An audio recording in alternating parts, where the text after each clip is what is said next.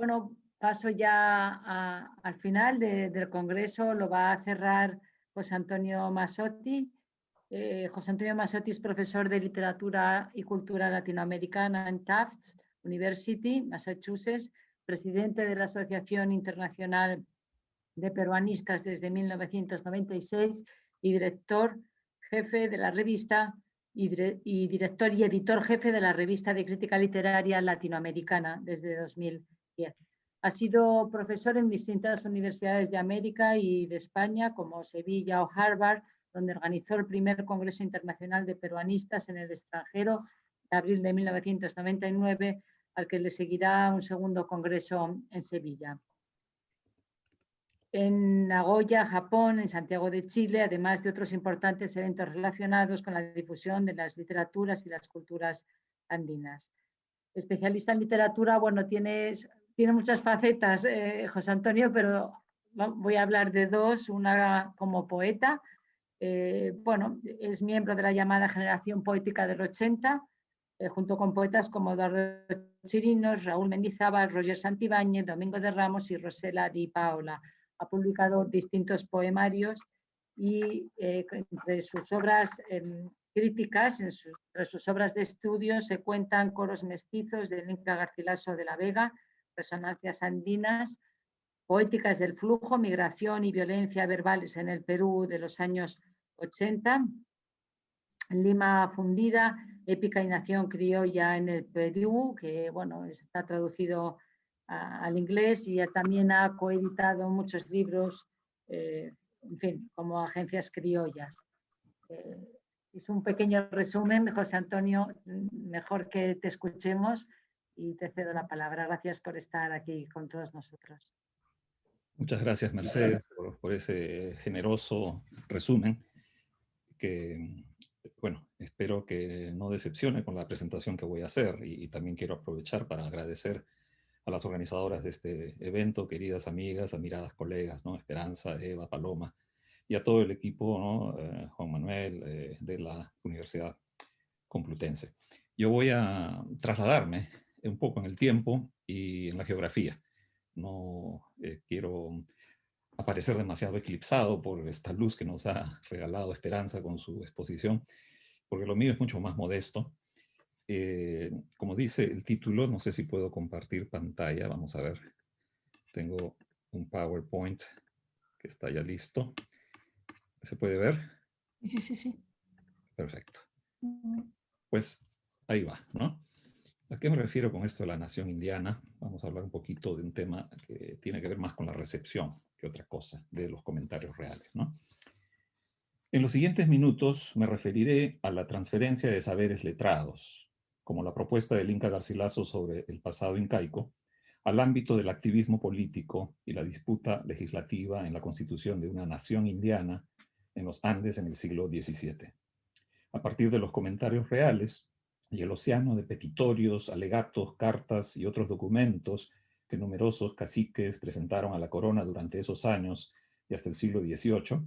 examinaré cómo esta transferencia de saber opera en distintas modalidades y sirve como estrategia de resistencia y a la vez de acomodamiento en la larga disputa por defender y reinventar determinadas identidades colectivas. Para comenzar, recordemos que los petitorios a la corona se daban ya desde los mismos tiempos del Inca e incluso bastante antes de la publicación de los comentarios reales, como el propio Garcilaso va a contarnos en el capítulo 40 del libro 9, el último de la primera parte de la obra, ¿no? Donde dice lo siguiente. Vamos a la cita. Al fin del año de 603 escribieron los sobrevivientes incas a don Melchor Carlos Inca y a don Alonso de Mesa, hijo de Alonso de Mesa, el conquistador, vecino que fue del Cusco, y a mí también, pidiéndonos que en nombre de todos ellos suplicásemos a su majestad se sirviese de mandarlos a exentar de los tributos que pagan y otras vejaciones que como los demás indios comunes padecen. La carta que me escribieron los incas es de letra de uno de ellos, y muy linda. El frasis o lenguaje en que hablan mucho de ello es conforme a su lengua y otro mucho a lo castellano, que ya están todos españolados. La fecha de 16 de abril de 1603. No la pongo aquí por no causar lástima con las miserias que cuentan de su vida. Escriben con gran confianza, y así lo creemos todos, que, sabiéndolas su majestad católica, las mandará remediar y les hará otras muchas mercedes, porque son descendientes de reyes. Destaquemos, pues, algunos puntos. Primero, la referencia al estado calamitoso de la población indígena por la cual abogan los remitentes de la carta. Segundo, la representación que asumen los nobles incas del interés general de los indios. Tercero, confianza en la justicia del rey español, que actuará en consecuencia al venir el pedido de parte de otros descendientes de reyes como los incas nobles. Y cuarto, el estilo mezclado de quechua y español, a manera de un castellano híbrido debido a la competencia solo relativa de algunos de los solicitantes en el idioma peninsular. Nos interesa por ahora el último punto. Tenemos pues que Garcilaso distingue un estilo propio del petitorio, el frasis o lenguaje en que hablan, en parte conforme a su lengua y en parte a lo castellano que ya están todos españolados. No es raro que esto ocurra, pues la apropiación de la escritura alfabética desde la base de la lengua quechua materna en esos descendientes nobles de los incas debe haber sido una conquista simbólica que pasaba por adaptaciones propias del trasvase de un sistema lingüístico al otro. El Inca Garcilaso, como sabemos, también era quechua hablante nativo y se enorgullece varias veces de declarar que mamó en la leche la lengua de la corte cusqueña o Capac Runasimi. Sin embargo, debido a su exposición temprana al castellano y a la instrucción recibida del ayo de su padre, Juan de Alcobaza, pudo adquirir competencia nativa del español desde su infancia tardía y su adolescencia en el Cusco. Este aprendizaje se afianzaría sin duda a su llegada a la península en 1560 y se incrementaría con la práctica cotidiana y sobre todo con las variadas lecturas que haría de textos cada vez más complejos como los del renacentismo español e italiano, amén de los clásicos traducidos que constituirán la base de su enorme bagaje letrado y humanista en su obra madura. En esta desplegará tantos recursos retóricos como naturalidad narrativa, lo que la convertirá, como sabemos, en uno de los paradigmas de la prosa histórica del siglo de oro. En otras ocasiones he sostenido que esa maestría no está exenta de resonancias y estrategias discursivas que afianzan su autoridad desde una recepción andina de la obra. Por eso, en los próximos minutos haré una exploración rápida de esa recepción para ver cómo la tradición de los petitorios de caciques y nobles incas del siglo XVII en adelante asimilaron el saber letrado expuesto por el Inca Garcilaso, sobre todo en sus comentarios reales. Ya el historiador Pedro Gibovich planteó con acierto en 1991 que durante el periodo llamado colonial podían distinguirse dos tendencias en la recepción de la obra garcilasiana. Por un lado, la recepción erudita criolla y por el otro, la nacionalista mestiza. Gibovich se enfocó sobre todo en los autores criollos y europeos como Anhelo Oliva, Diego Altamirano, Fernando de Montesinos, Bartolomé Arsanz de Urzúa y Vela, etcétera, lo tienen ahí en la pantalla, ¿no? En el campo de la iconografía es fundamental la propuesta de Gustavo Buntings y Luis Eduardo Bufarden, que en 1991 también examinaron lo que llamaban la estela de Garcilaso en el arte colonial, particularmente en los cuadros que representaban la continuidad de los reyes incas con los reyes españoles, como una sola genealogía basada en la propuesta de los comentarios reales en lo concerniente a la sucesión incaica, como puede verse en la ilustración de la derecha, quizás está un poco pequeño, pero vemos ahí los 13 incas de Garcilaso, ¿no? Él no reconoce a Atahualpa, y luego la sucesión de Pizarro a Carlos V, Felipe II, Felipe III, Felipe IV, hasta llegar a fines del XVIII, ¿no? El cuadro, por supuesto, es mucho más tardío que el Inca. Si bien aludiré a algunos aspectos de esa recepción que podrían encajar dentro de lo que Gibovich llamó la recepción letrada o erudita criolla, que en buena medida es una recepción de visos occidentalizados,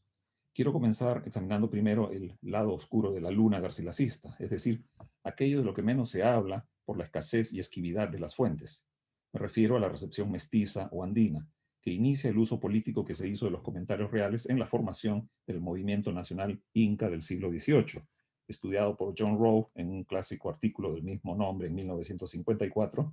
y esta tradición abarca, obviamente, alegatos y procesos judiciales de diversos curacas y autoridades indígenas y mestizas en su lucha por lograr mejores puestos y privilegios, así como el alivio de las condiciones de vida de la población indígena en general dentro del edificio administrativo colonial. Hay que recordar también que antes de 1723, cuando aparece la segunda edición en español de los comentarios reales, La fuente directa de los letrados indígenas era fundamentalmente la edición de 1609. Esto implica que las pausas marcadas y otras características que aparecen en la edición del 609 influyeron en la recepción inicial de la obra, muy posiblemente aural. La lectura en voz alta seguramente siguió siendo una modalidad de difusión importante en la llegada y discusión de las ideas y la autoridad presentes en la obra. Ya con la segunda edición, realizada en 1723, por el polígrafo español Andrés González de Barcia, esa difusión se enriquecerá no solo por la persistencia de numerosas pausas marcadas con signos de puntuación añadidas a las de la primera edición, sino por un injundioso prólogo firmado por Gabriel de Cárdenas, un seudónimo de González de Barcia, que profetiza brevemente en su parte final un supuesto regreso del incario. De este modo, la segunda edición será aún más importante en la afirmación del nacionalismo incaico del siglo XVIII y la nación indiana, y motivará de manera clara una interpretación del pasado de la administración cusqueña como modelo, al menos en cuanto a sus valores inherentes, de buen gobierno, afirmando su prevalencia simbólica. El primer indicio de la llegada de los comentarios reales al Perú se dio poco después de la aparición de la primera parte de la obra en Lisboa en 1609. Al parecer, algunos ejemplares cruzaron el Atlántico, ¿no? Cosa que ha estudiado muy bien Carlos Alberto González Sánchez, y llegaron a manos de letrados andinos, al menos en 1613. Fue el bibliógrafo y editor español Marco Jiménez de la Espada quien a fines del siglo XIX dio noticia de la existencia de 6 folios manuscritos que formaban parte del voluminoso legajo que lleva el número 3169 de la Biblioteca Nacional de Madrid. En esos 6 folios, del 61 recto al 63 verso, contienen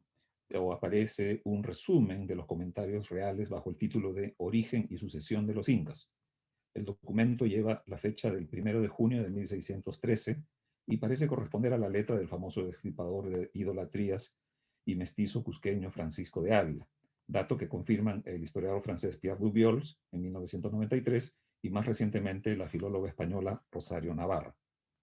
En el mismo legajo se encuentran otros importantes documentos como la relación de Joan de Santa Cruz Pachacuti-Yanqui, los ritos y fábulas de los incas de Cristóbal de Molina el Cusqueño, el manuscrito de Guarochirí y varios más de extraordinaria importancia para la historiografía andina.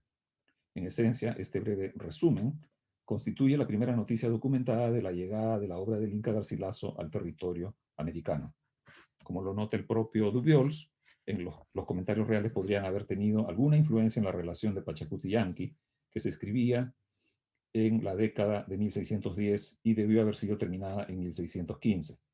La influencia se manifiesta por el común argumento providencialista que propone que el Dios cristiano favoreció la aparición de los incas para civilizar a los indios. Los comentarios reales habrían servido así como fuente autorizada de la historia andina, aunque Pachacuti-Yanqui no lo mencione directamente.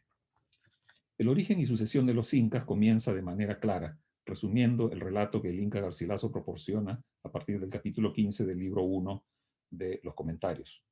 ¿no? Como puede verse en la pantalla, lo vemos aquí en el manuscrito de Francisco de Ávila, ¿no? Origen y sucesión de las incas, y empieza la narración que resume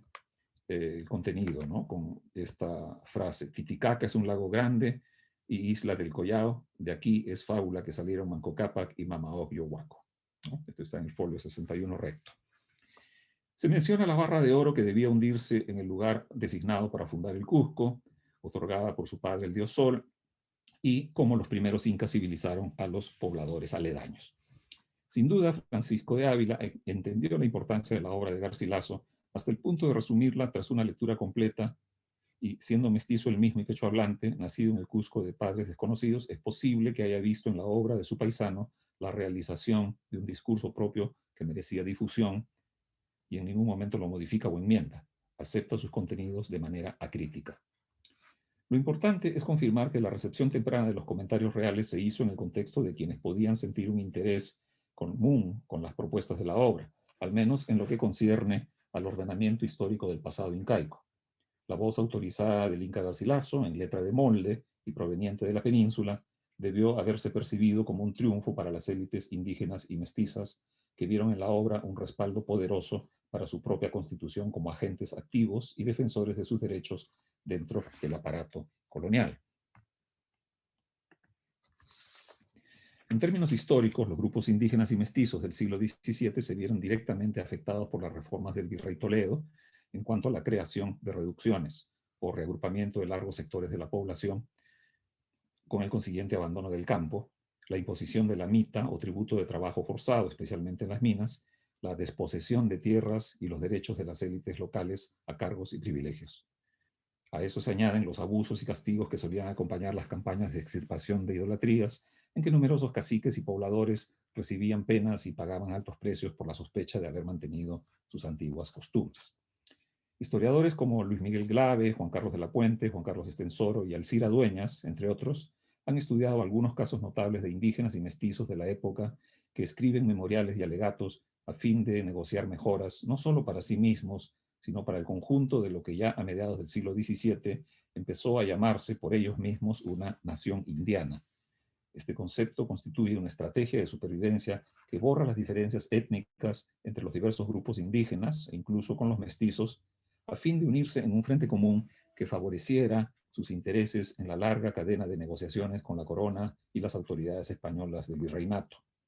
La nación indiana o nación índica fue una reformulación del antiguo concepto de nación, ampliándolo para acentuar el origen americano y la descendencia sanguínea, sobre todo de las élites conformadas por caciques y nobles indígenas de distintas zonas del territorio andino.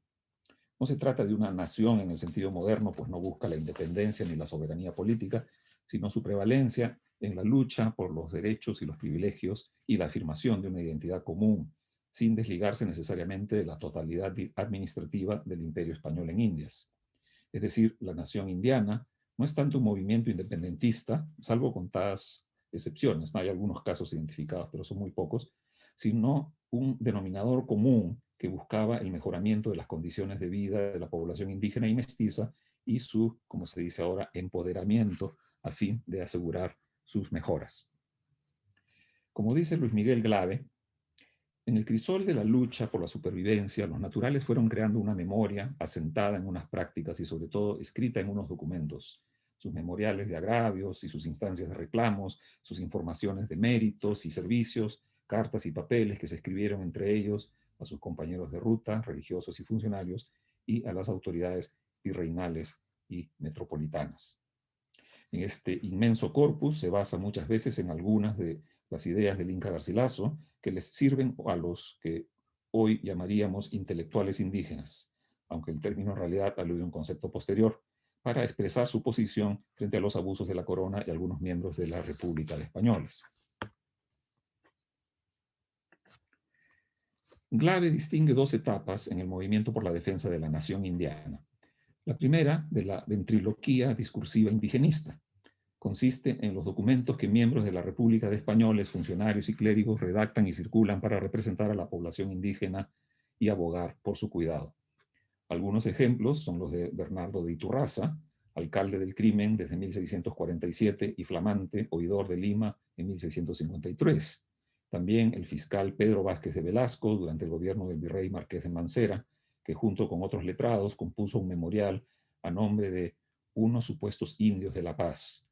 El jurista criollo Gaspar de Escalona y Agüero, que hacia 1645 compone otro memorial en valiente defensa de los pobladores huancas de la zona de Jauja, y el criollo alcalde del crimen Juan de Padilla. En la segunda etapa de este gran esfuerzo discursivo y legislativo, ya con una voz propia, como dice Luis Miguel Glave, puede verse en mayor número a los miembros de la República de Indios, tomando la pluma e incluso viajando hasta la corte misma de Madrid a fin de proponer reformas en su favor. Esta segunda etapa tiene dos vertientes, aquella conformada por los indios urbanos o criollos naturales, como también se les llamaba, son los casos, por ejemplo, de Luis Macas y Felipe Carboamango de La Paz, y los caciques gestores, como los denomina Franklin Pease, que reclamaban ante la autoridad real la reivindicación de sus linajes y denunciaban los diversos abusos de las autoridades coloniales. Ambas vertientes llevaron adelante, cito de Glave, una campaña política de reivindicación indígena y defensa de su supervivencia, que adquirió carácter transregional y existió a lo largo de la segunda mitad del siglo XVII y casi todo el XVIII. Algunos de los casos notables de caciques gestores fueron los de Juan Lorenzo Ayún o Ayón, que se haría llamar Jerónimo Lorenzo de Limaya, y los de don Carlos Mora Chimo, don Carlos Coyatopa y don Andrés de Ortega y Uncón, que presentaron memoriales en la misma Corte de España. Limaya se hacía llamar curaca de Lurinhuanca, en Jauja, y fue autor de la representación hecha al señor rey don Carlos II, es el título de su petitorio, y del memorial dado a la majestad del señor don Carlos II, hacia 1677. Su disputa por lograr el curacazo del repartimiento de Lurinhuanca lo llevó a un prolongado pleito entre 1656 y 1671, incluyendo sus viajes a la corte en Madrid. Alcira Dueñas estudia estos documentos, cuyas copias se encuentran en la biblioteca del Palacio Real. Limaya y otros representantes del amplio grupo tenían una formación basada en la neoescolástica del siglo XVI, pero renovada en el XVII frente a los abusos y el mal gobierno colonial que abundaban en desmedro de los indios. Dueñas, la historiadora, indica que en los colegios que dirigían, los jesuitas y franciscanos enseñaban las doctrinas escolásticas del bien común y el derecho natural, y particularmente los jesuitas enseñaban los principios neoescolásticos de Francisco de Vitoria y Francisco Suárez, quienes cuestionaron la legitimidad del dominio español en América y apoyaron el tiranicidio. Si bien autores como Limaya, Chimo, Coyatopa y Ortega y Uncón no mencionan explícitamente al Inca Garcilaso, la matriz ideológica común con el Inca es la doctrina neoescolástica y su labor en favor de una agencia indígena y mestiza, que restaure al menos en parte el lugar de las antiguas élites locales y el resto de la población bajo su cuidado. En otras palabras, incluso bajo el dominio de la monarquía castellana se aspiraba a una sociedad organizada bajo fundamentos morales que el Inca Garcilaso expone en su cuadro del Incario anterior a la llegada de los españoles o bajo el dominio de los primeros encomenderos.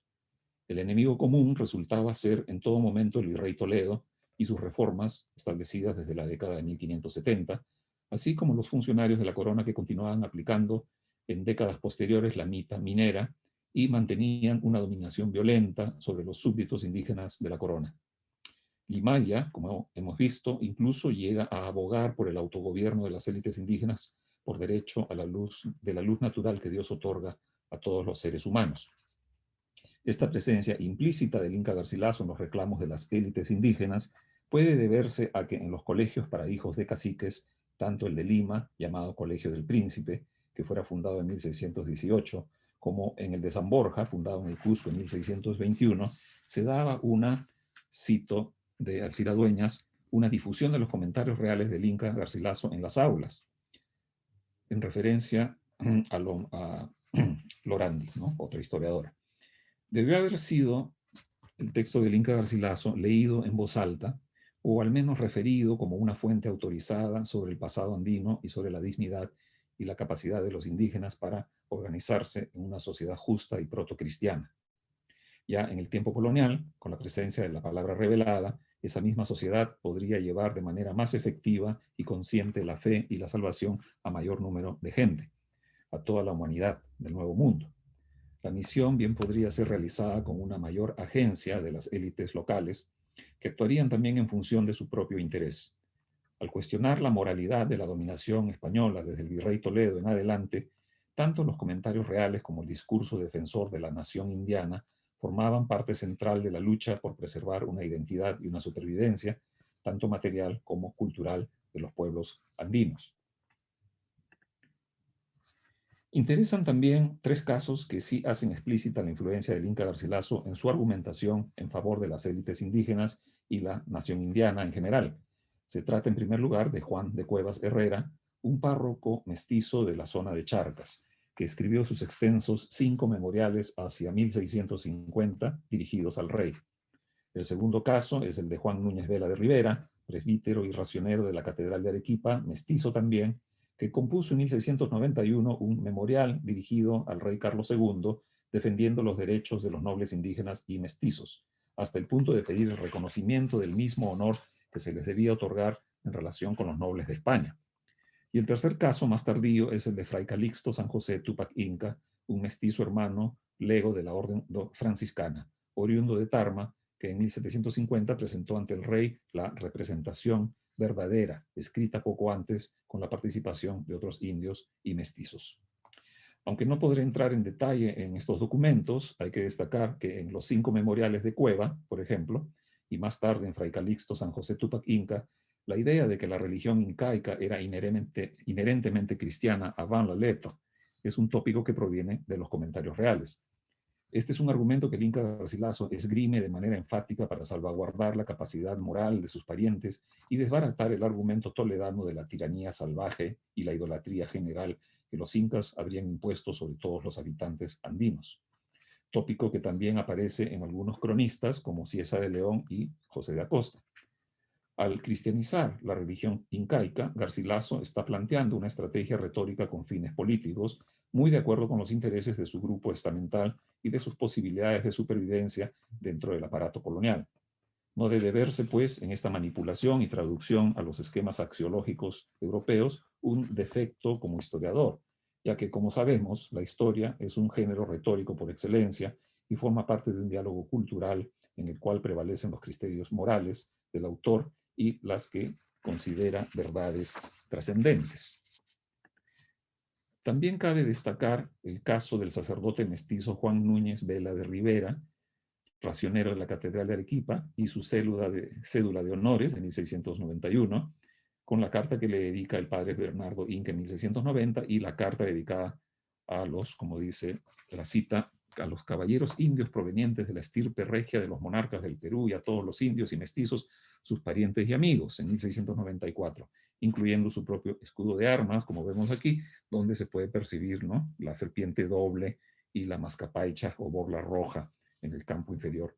izquierdo del escudo. El primer documento, la cédula de honores, tuvo la fortuna de ser atendido